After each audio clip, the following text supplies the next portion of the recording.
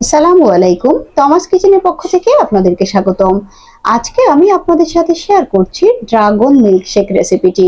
আর এই রেসিপিটি তৈরি করে নেওয়ার জন্য যা যা উপকরণ লাগছে এবং প্রস্তুত প্রণালীটিও আমি আপনাদেরকে দেখিয়ে দিচ্ছি। আর এই রেসিপিটি যদি আপনাদের ভালো লাগে, আপনারা তমাস কিচেনের চ্যানেলটি সাবস্ক্রাইব করে তমাস কিচেনের পাশে থাকবেন।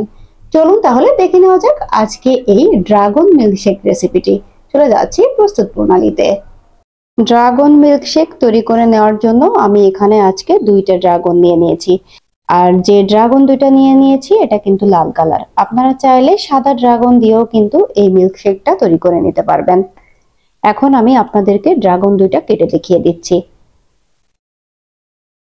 প্রথমে আমি দুই পাশ থেকে এভাবে একটু কেটে নিচ্ছি। ড্রাগনটা দুই পাশ থেকে কেটে মাঝ বরাবর আমি এভাবে কেটে নিলাম। দেখতে পাচ্ছেন কালারটা কত সুন্দর, একদম লাল কালারের ড্রাগনটা আমি নিয়ে নিয়েছি এবং অর্ধেক করে নিয়েছি। এখন আমি এভাবে হাত দিয়েই কিন্তু মাঝখান থেকে ড্রাগনটা ছাড়িয়ে নিচ্ছি। দেখুন কত সহজে ছেড়ে গেল। একই রকম ভাবে প্রত্যেকটা পিস আমি ছাড়িয়ে নিচ্ছি।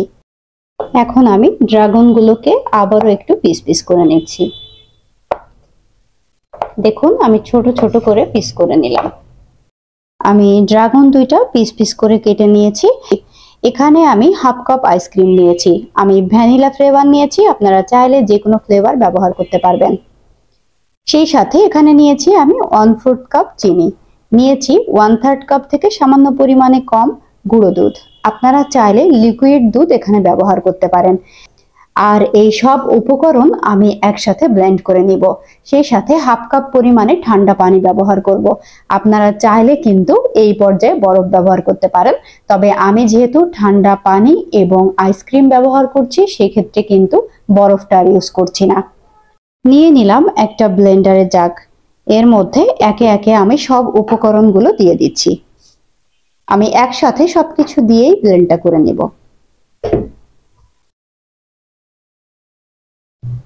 সবকিছু দিয়ে দেওয়ার পরে যে আইসক্রিমটা আমি কাপে নিয়েছিলাম সেই হাফ কাপ পরিমাণে ঠান্ডা পানি আমি এর মধ্যে অ্যাড করে দিলাম। এখন আমি ব্লেন্ড করে নিচ্ছি। প্রিয় দর্শক, ব্লেন্ড করে নেওয়া হয়ে গেল। এখন আমি দুইটা গ্লাসে ঢেলে নিচ্ছি। দেখতে পাচ্ছেন কালারটা কত ভালো লাগছে। আপনারা যারা ড্রাগনের গন্ধের কারণে ড্রাগনটা খেতে পারেন না, চাইলে কিন্তু এভাবে মিল্কশেক তৈরি করে খেয়ে নিতে পারেন। তাতে আপনাদের শরীরের জন্য উপকার হবে আর খেতেও ভালো লাগবে। আজ এই পর্যন্ত, দেখা হবে আবার কোনো নতুন ভিডিও নিয়ে, নতুন কোনো রেসিপি নিয়ে।